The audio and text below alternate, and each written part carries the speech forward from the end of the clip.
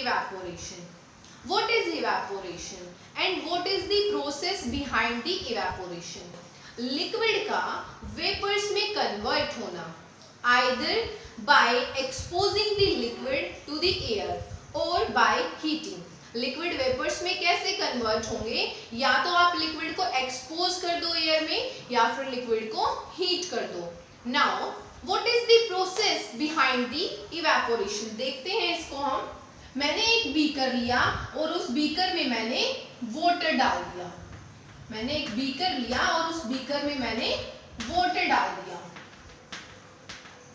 हमें पता है कि जो वाटर के पार्टिकल्स होते हैं वो कॉन्स्टेंटली मूव करते हैं. तो हम बोल सकते हैं कि उन पार्टिकल्स के बीच में, लिक्विड के जो पार्टिकल्स हैं उनके बीच में क्या होगा? कोलिजन. वो एक दूसरे के साथ कोलाइड करेंगे.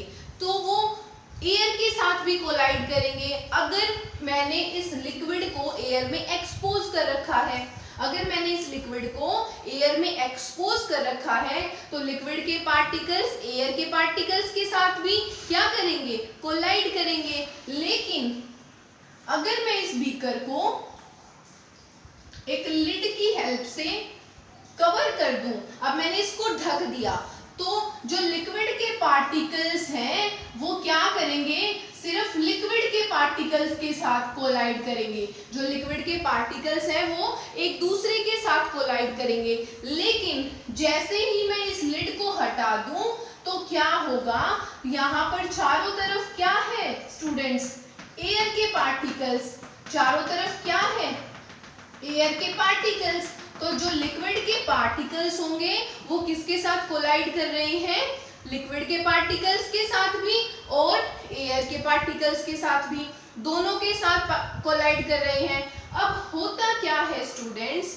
जो यहाँ पर सरफेस पर जो लिक्विड के पार्टिकल्स हैं, जो सरफेस पे लिक्विड के पार्टिकल्स हैं, उनके पास एक्स्ट्रा अमाउंट में एनर्जी आ जाएगी. वो एक्स्ट्रा अमाउंट एनर्जी गेन कर लेंगे. और उसने गेन कहाँ से की स्टूडेंट्स? बिकॉज जो ये लिक्विड के सरफेस पे लिक्विड के पार्टिकल्स हैं ये किसके साथ कोलिजन कर रहे हैं? लिक्विड के पार्टिकल्स के साथ भी और एयर के पार्टिकल्स के साथ भी. तो इन पार्टिकल्स के पास, जो लिक्विड के सरफेस पे प्रेजेंट है लिक्विड के पार्टिकल्स, इनके पास एक्स्ट्रा अमाउंट की एनर्जी आ जाएगी. तो हम क्या बोल सकते हैं यहाँ पर? Surface particles energy greater than intermolecular force of attraction. Intermolecular force of attraction. Intermolecular force of attraction students क्या होती है?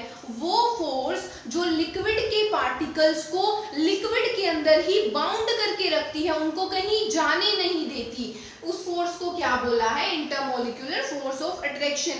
वो फोर्स जिसने लिक्विड के पार्टिकल्स को बाउंड कर रखा है और उनको कहीं जाने नहीं दे रही. लेकिन जब सरफेस पार्टिकल्स की एनर्जी इससे ज्यादा हो जाती है तो जो सरफेस पे पार्टिकल्स होते हैं वो क्या करेंगे? वेपर्स में कन्वर्ट हो जाएंगे और कहाँ चले जाएंगे? एयर में चले जाएंगे. तो ये था students the process behind the evaporation. Now factors affecting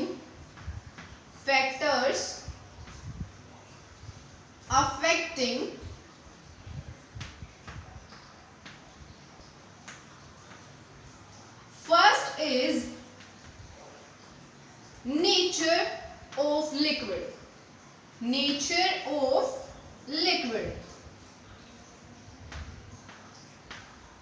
मैं दो लिक्विड लूंगी, एक वाटर और दूसरा ईथर.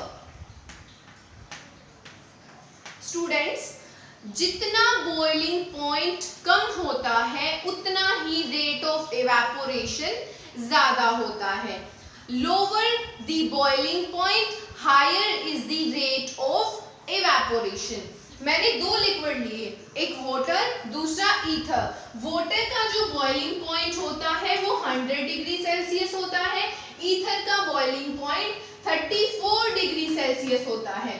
तो स्टूडेंट्स कौन सा लिक्विड पहले इवेपोरेट हो जाएगा? ऑफ कोर्स ईथर, बिकॉज इसका बॉइलिंग पॉइंट क्या है, कम है, तो इसमें रेट ऑफ इवेपोरेशन क्या हो जाएगी, जल्दी हो जाएगी। Now next is surface area.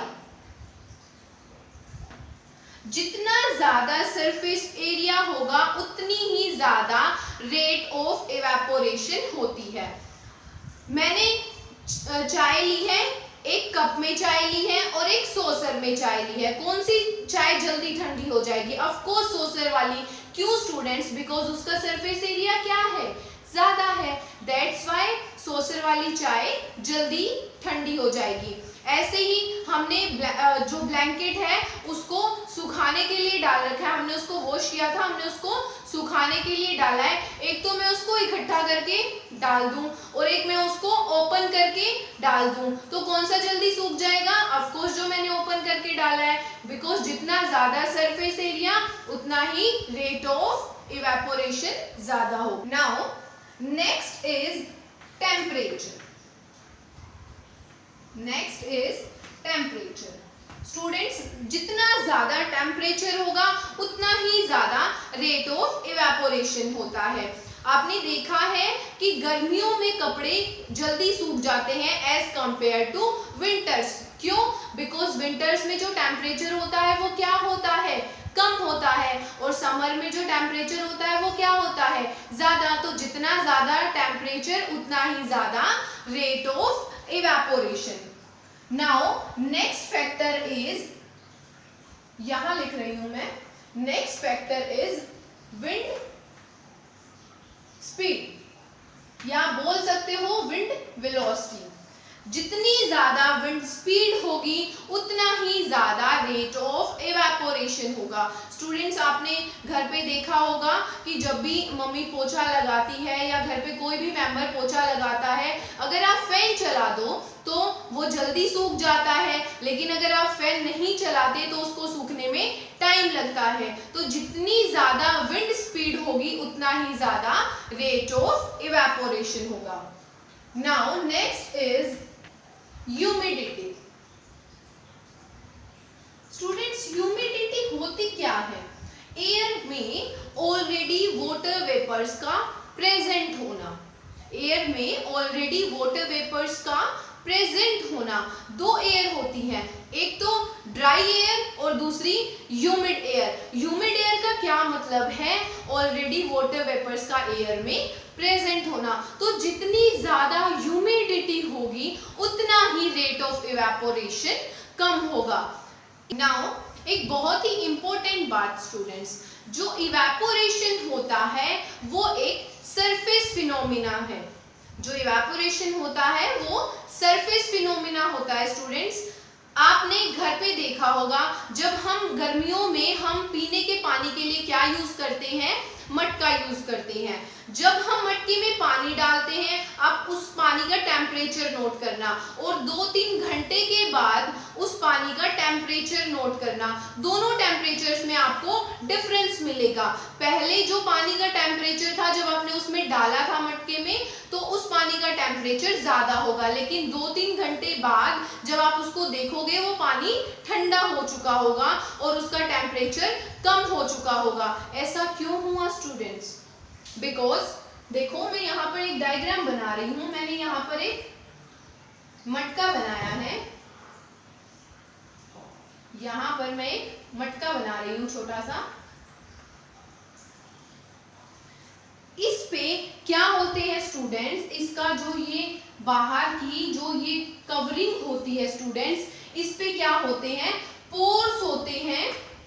इस पे क्या होते हैं? पोर्स होते हैं, जो किसको अलाउ करते हैं? लिक्विड के पार्टिकल्स को सरफेस पे आने के लिए अलाउ करते हैं। इस मटके पर क्या है? पोर्स होते हैं जो लिक्विड के पार्टिकल्स को सरफेस पे आने के लिए अलाउ करते हैं। अब स्टूडेंट्स ये जो पार्टिकल्स हैं सरफेस के ऊपर, अब ये क्या करेंगे, इवेपोरेट करेंगे, वेपर्स में कन्वर्ट हो जाएंगे। लेकिन कैसे? ये पार्टिकल्स एनर्जी को गेन करेंगे, लेकिन कहां से? जो अंदर लिक्विड के पार्टिकल्स प्रेजेंट हैं उन पार्टिकल्स से।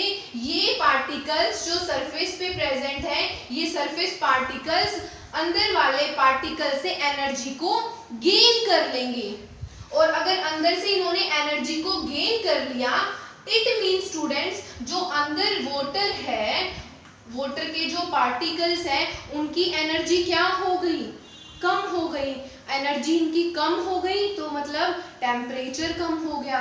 टेम्परेचर कम हो गया, इट मीन्स यहाँ पर ये पानी कैसा हो जाएगा, ठंडा हो जाएगा। इन सरफेस पार्टिकल्स ने इन पार्टिकल्स से एनर्जी को गेन किया और ये क्या हो जाएंगे, इवेपोरेट हो जाएंगे।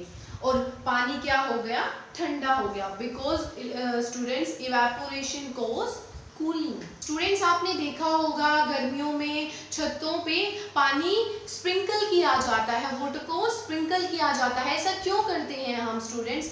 बिकॉज पानी क्या हो जाएगा छत पे से, इवेपोरेट। और वो इवेपोरेट कैसे होगा, वो सराउंडिंग से क्या ले लेगा, एनर्जी लेगा, जिसकी हेल्प से वो क्या कर पाएगा, इवेपोरेट। अब उस पानी ने इवेपोरेट होने के लिए सराउंडिंग से क्या ले ली, एनर्जी ले ली। और सराउंडिंग से एनर्जी ली, इट मीन सराउंडिंग के पास क्या हो गई, एनर्जी कम हो गई। एनर्जी कम हो गई तो मतलब टेम्परेचर कम हो गया। टेम्परेचर कम हो गया तो वहां पर क्या महसूस होगी, ऑफ कोर्स कूलिंग फील होगी। That's why evaporation cause cooling.